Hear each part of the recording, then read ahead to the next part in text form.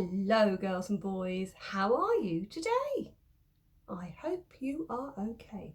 I wonder who else is listening in your family with you. Have you got a grown-up mummy or a daddy, or a brother or a sister, or one of your pets? Are they joining in, listening to today's story?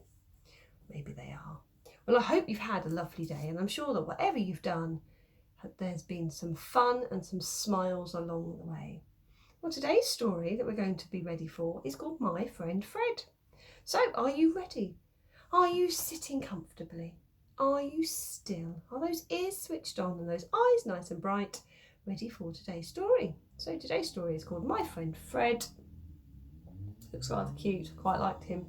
And let's find out what happens. This is Fred. My friend Fred. And you can probably guess that he's a dog. My sister Clara, who has lots of friends, says, "No, Rose, he's not yours. He's ours, our family dog." I do not argue, but I think, no, Clara, you are wrong. Fred is mine, my friend Fred.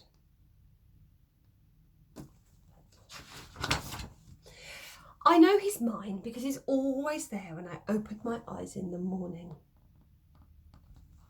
He's always there when I shut my eyes at night. And before I shut my eyes, he always checks for monsters under my bed. If there is one thing Fred will not have in our house, it's monsters under the bed. Sounds like a good friend to have. He likes the same stories that I like. My favourites are his favourites, and he likes the pictures that I do too. When I'm playing, he plays with me, and when I'm running in the wind, he runs with me too. When I'm lying around on a beanbag talking to myself, he lies around too. We lie around together, me and my friend Fred.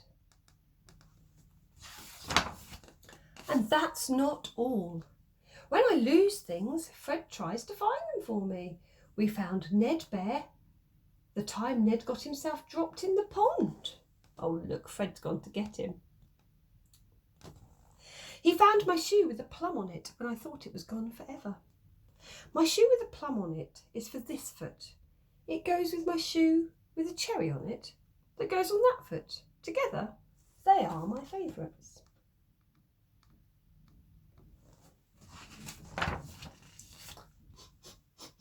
Sniff, sniff. He always seems to know where to find my important bag with my name on it.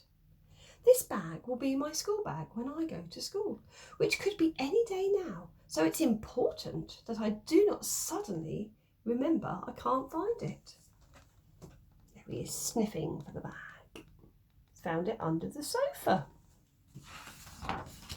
Even so, even with all these reasons piled up as high as a giant beanstalk, Clara goes on and on.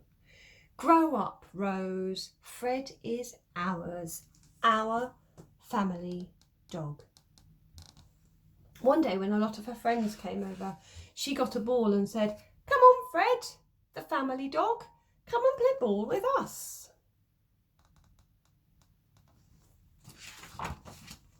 And that was cheating, because she knows Fred cannot say no to a ball. Even if a giant who ate little dogs for lunch said, "Come on, Fred, come and play with the ball," Fred couldn't say no. So I picked him up and took him to my room and shut the door tight. "Fred's," I said, "I think there's a scary monster under my bed."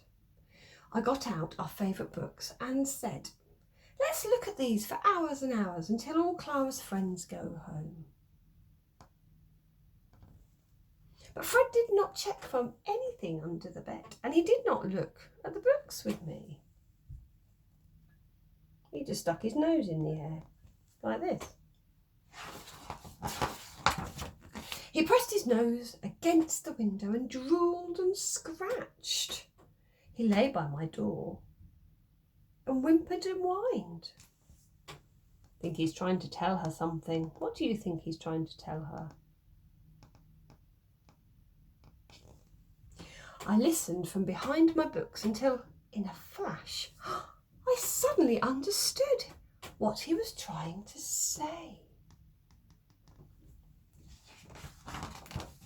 And now I did understand. It was easy peasy, and I opened my shut-tight door and we ran outside. All right, Clara, I said.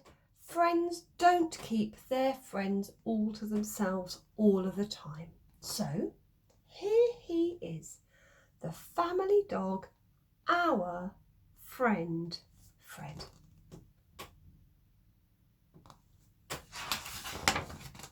Thanks, Rose, barked Fred, already leaping for the ball. Thanks, Rose, said Clara's friends. Thanks, Rose, said Clara. This is very big of you. And I agree, it was big for me. But then I can be big when I want to be, especially because I know ours is only a word. And whatever anyone really says, that dog will mostly be my friend Fred.